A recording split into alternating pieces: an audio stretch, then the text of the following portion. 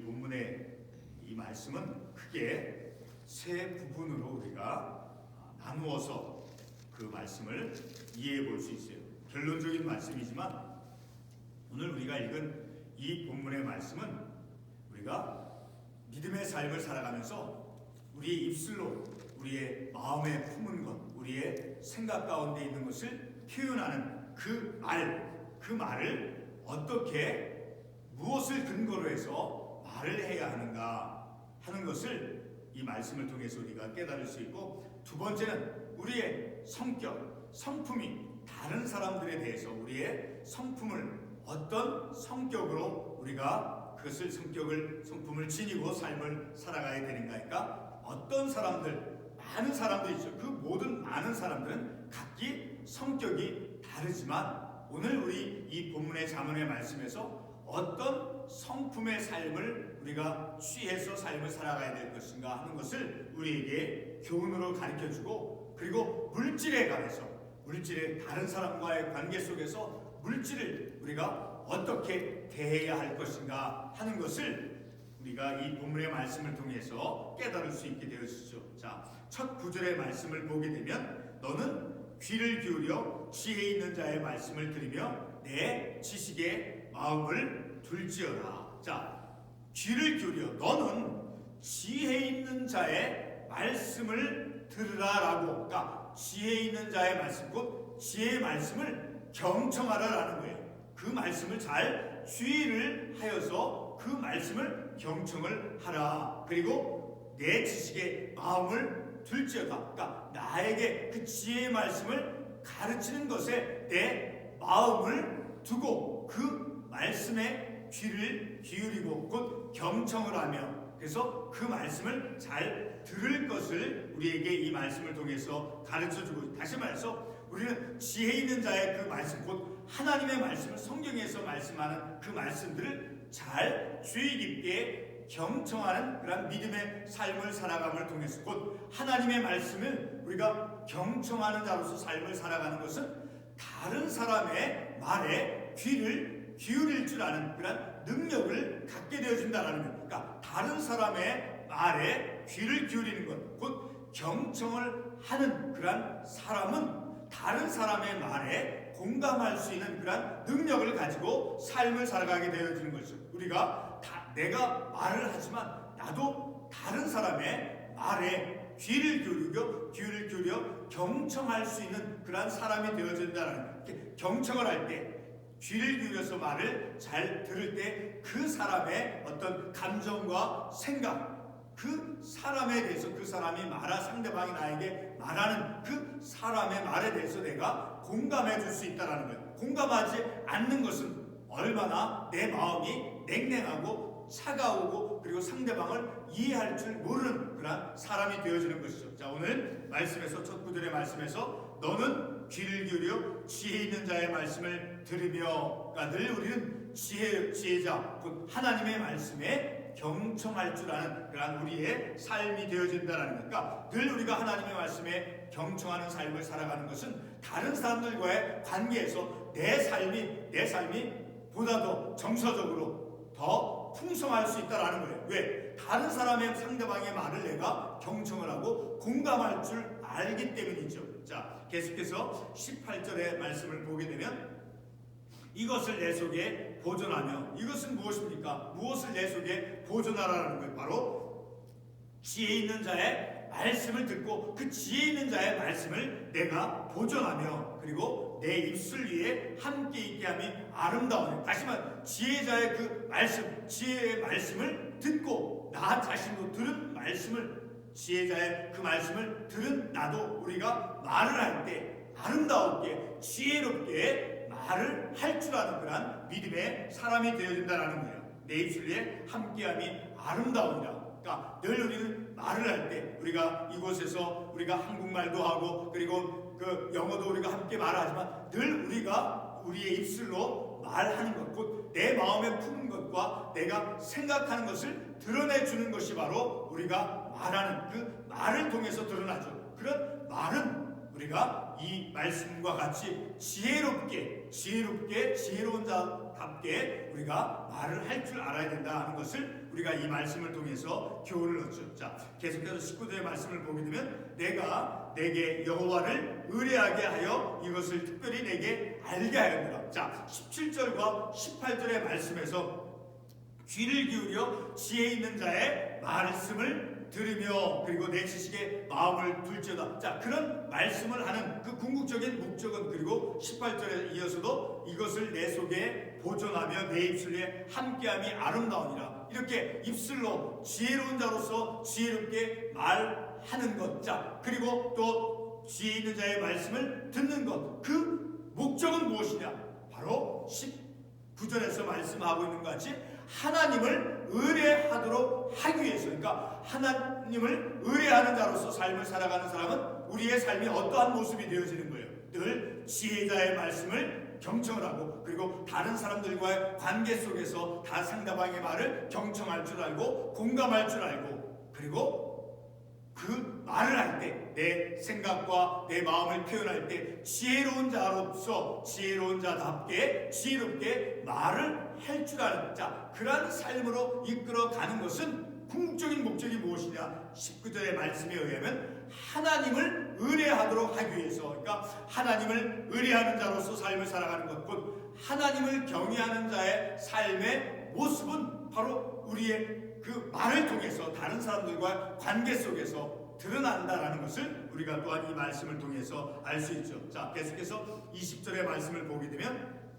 내가 모략과 지식의 아름다운 것을 너를 위해 기록하여. 자, 모략이라고 하는 것은 상담자가 이제 상담해 주는 말과 같은 그런 상담자의 말이, 상담의 말이라는 것, 어떤 것을 이렇게 도와주는, 자, 그런 모략과 그리고 지식의 아름다운 것을 너를 위해 기록하여. 곧 이런 하나님의 말씀은 우리를 이제 우리가 슬프거나 어떤 상심되어졌을 때, 절망했을 때 마치 아픈 사람을 이렇게 돌보아주는 그 의사와 같이, 그리고 상담해주는 상담가와 같이 나를 위해서 이 말씀을 기록하였다라는 것입니다. 그리고 21절의 말씀에서 내가 진리의 확실한 말씀을 깨닫게 하며, 다시 말해서 확실한 말씀, 곧 믿을 수 있는 그 신뢰가 되어지는 그런 하나님의 말씀, 그 말씀을 깨닫게 하며, 그러니까 늘 우리는 하나님의 말씀에 귀를 기울여서 듣고 그 말씀을 깨닫고, 그리고 우리의 삶이 하나님을 경외하는 자로서 삶을 살아가도록 하나님께서 이끌어 가심을 우리가 이 말씀을 통해서 알 수 있게 되어지는 거죠. 자, 계속해서 22절의 말씀을 보게 되면 우리가 다른 사람들, 우리가 사회 속에서 여러 부류의 사람을 우리가 접할 수 있죠. 가난한 사람, 부한 사람, 약한 사람. 자, 그런 사람들 가운데 22절에 약한 자를 그가 약하다고 탈취하지 말며 곤고한 자를 성문에서 압제하지 말라. 성경 말씀은 끊임없이, 특별히 이 잠언과 같은 이 말씀은 끊임없이 우리에게 가르쳐주고 우리가 계속해서 알 수 있도록 하는 것이 무엇이냐? 우리와 함께 삶을, 이 사회 속에서 함께 삶을 살아가는 우리보다 가난한, 어려운, 곤고한 사람들에 대해서 우리가 어떤 마음과 태도를 취해야 될 것인가 하는 것을 우리에게 교훈해주고 있다는 거예요. 그리고 23절의 말씀을 보면 대저 여호와께서 신원하여 주시고 또 그를 노력하는 자의 생명을 빼앗으시라. 그러니까 하나님께서는 늘 우리를 가난한 사, 압제당하는 사람, 자, 그러한 사람들을 이제 신원해 주신다. 다시 말해서 그 어려운 일들을, 곤고한 일들을 처리해 주신다라는 거예요. 그리고 24절의 말씀을 보게 되면 노를 품는 자와 사귀지 말며 울분한 자와 동행하지 말지니. 우리는 우리의 삶을 살아가면서 다양한 여러 많은 사람을 우리가 만나면서 다양한 그 모든 사람은 각기 다른 어떤 성격과 성품을 가지고 있죠. 자, 그런 사람들 가운데 노를 품는 자와 사귀지 말면, 그리고 울분한 자와 동행하지 말자. 그러니까 쉽게 화를 내는, 자, 그런 사람들과는 우리가 거리를 둘 줄 아는 그런 지혜가 있어야 된다라는 것을 우리가 이 말씀을 통해서 알 수 있죠. 우리 잠언 14장 17절의 말씀 한번 보겠습니다. 잠언 14장 17절의 말씀을 우리가 보게 되면 잠언 14장 17절에서 이렇게 말씀하고 있죠. 14장 17절에 보면 노하기를 속히 하는 자는 어리석은 일을 행하고 악한 괴교를 꾀하는 자는 미움을 받느니라. 노하기를 속히 하는 자는 어리석은 일을 행한다라는 거예요. 그러니 늘 우리 내 자신뿐만이 아니라 상대방이 어떤 그 노하기를 쉽게 하는 사람, 쉽게 화를 내는 사람은 그렇게 실수를 저지를 수 있다라는 것을 우리가 이 말씀을 통해서 깨닫게 되어지는 거죠. 그러므로 늘 우리는 내 성품이라든가 또 다른 사람의 어떤 성품이 노를 쉽게 낼 때, 자, 그러한 것을 우리가 분별하고 그것에 대해서 거리를 둘 줄 아는 지혜가 있어야 된다는 것을 우리가 이 말씀을 통해서 알 수 있게 되어진다는 거죠. 그리고 26절의 말씀을 보게 되면 26절과 27절의 말씀은 공통점이 있죠. 자, 너는 사람과 더불어 손을 잡지 말며 남의 빛에 보증을 서지 말라. 그러니까 우리가 경제적인 삶을 살아가면서 우리가 어떤 사람들은 이제 물질이 필요할 때 어떤 그 물질을 얻기 위해서 보증을 서게 하는, 자, 그런 일을 우리가 직면하게 되어질 때인데, 그때 우리는 이 말씀을 우리가 듣고 말씀대로 삶을 살아갈 때 우리는 그런 남의 빛에 보증을 서는 것에 대해서 어떻게 해야 되느냐, 바로 이 말씀과 같이 남의 빛에 보증을 서지 말라. 그러니까 늘 경제적인 삶의 영역에서 물질과 관련된, 특별히 돈과 관련된 그런 상황에서 늘 우리는 이 말씀, 이런 말씀을 늘 기억하고 빛에 보증을 서지 말라. 이게 성경적인 말씀인 거예요. 성경의 명령인 거예요. 그 말씀을 우리가 지킬 줄 알아야 된다는 거예요. 그리고 27절에 만일 갚을 것이 내게 없으면 내 눈 침상도 빼앗길 것과, 돈을 빌려서 물질의 노예가 되어졌을 때 어떤 결과가 초래되어지는가 하는 것을 우리가 이 말씀을 통해서 깨달을 수 있죠. 그리고 마지막 29절의 말씀을 보게 되면 내가 자기의 일에 능숙한 사람을 보았느니까 자기 일의 전문가로서 그 자기 직업에 유능한 사람을 말하는 것이죠. 자, 그 자기 일에 능숙한 사람을 보았느냐, 이러한 사람은 왕 앞에 설 것이요 천한 자 앞에 서지 아니하니라. 다시 말하면 자기 직업에, 자기가 하는 일에 능숙한 유능한 사람이 된다라고 하면 그가 왕에게 고용이 된다는, 그만큼 자기의 일에 대해서 그 전문적인 그 직업에 대해서 유능한 사람이 되고 전문가가 되어질 때 그 어떤 큰 영광이 주어질 수 있음을 우리가 이 말씀을 통해서 깨닫게 되어진다. 그러니까 늘 우리가 하는 일에 대해서 늘 그 분야에 대해서 자기가 하는 일에 최선을 다함을 통해서 유능한 사람으로서, 직업적인 면에서 유능한 사람으로서 삶을 살아가는 것이 우리의 삶에 어떤 큰 영광을 얻게 되어지는 그러한 것임을 우리가 또한 말씀을 통해서 깨닫게 되어지는 것이, 오늘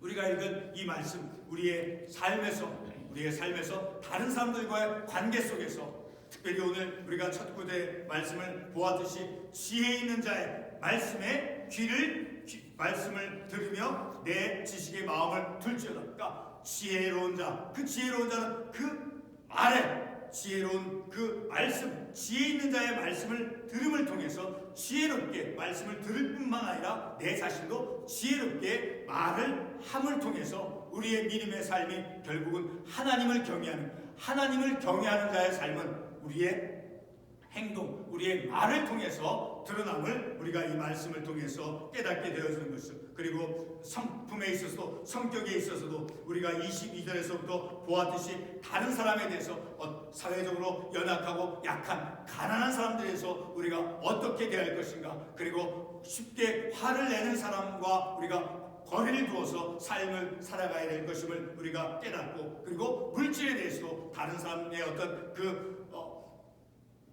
빛에 보증을 서는 것에 대해서 그런 것을 절대로 행해서는 안 된다. 자, 우리는 오늘 이 말씀을 통해서 끊임없이 성경 말씀은 우리에게 가르쳐주죠. 우리가 말을 하는 데 있어서, 또 우리의 성품, 성격에 있어서, 그리고 물질에 관련된 그 삶의 영역 속에서 어떻게 삶을 살아가야 될 것인가 하는 것을 성경은 우리에게 지속적으로 가르쳐주고 교훈해주고 있다는 것을 우리가 이 말씀을 통해서 깨닫습니다. 그러므로 늘 우리는 하나님을 경외하는 자로서의 삶을 살아가는 사람, 그 사람은 경제적인 삶의 영역에서, 그리고 우리의 어떤 개인 성품, 그리고 또 우리가 어떤 말을 하는, 자, 그러한 모든 삶의 영역 속에서 하나님을 경외하는 자, 그 하나님을 경외하는 자는 이렇게 오늘 있는 말씀과 같이 지혜로운 자로서 말을 하며, 그리고 빛에 보증을 서지 않고, 그리고 쉽게 화를 내지 않는 그러한 삶을 살아가는, 그 모든 것이 곧 하나님을 경외함으로 이끌어간다는 거예요. 우리 하나님을 경외하는 것에 어떤 영적인 유익이 있는가 하는 것을 우리 같은 잠언 14장 27절의 말씀을 찾아보고 말씀 맺겠습니다. 잠언 14장 28절과 26절과 27절의 말씀. 잠언 14장 여호와를 경외하는 자에게는 견고한 의뢰가 있다니 그 자녀들에게 피난처가 있으리라. 여호와를 경외하는 자로서 삶을 살아가는 그 삶에는 견고한 의뢰가 있다라는 거예요. 견고한, 내가 믿고 의지하는 것이 흔들리지 않는 견고한 의뢰가 있다니, 그리고 그 자녀들에게 피난처가 있어요. 다시 말해 자녀들에게까지도 그들의 삶에 하나님의 은총이 임함을 우리가 말씀을 통해서 깨닫죠. 그리고 27절에 여호와를 경외하는 것은 생명의 셈이니 사망의 그늘에서 벗어나게 하느니라. 하나님을 경외하는 자로서의 삶을 살아가는 그러한 인생에 주어지는 하나님의 은총, 생명의 셈이요, 그리고 사망의 그늘에서 벗어나도록 하나님께서 지켜주시고 인도해 곧 하나님의 은총이 임함을 우리가 이 말씀을 통해서 깨닫는 것입니다. 늘 우리는 이 말씀같이 하나님을 경외하는 자로서 삶을 살아가는 그 구체적인 삶의 모습이 무엇인가, 경제적인 삶의 영역에서 또 우리의 성품과 관련된 그러한 삶 속에서, 그리고 우리가 말하는 그러한 영역 속에서 하나님을 경외하는 자로서의 삶의 모습, 그 모습을 바르게 분명하게 우리가 갖추어 나가면서 삶을 살아가야 될 것임을 우리가 이 말씀을 통해서 깨닫습니다. 기도하겠습니다.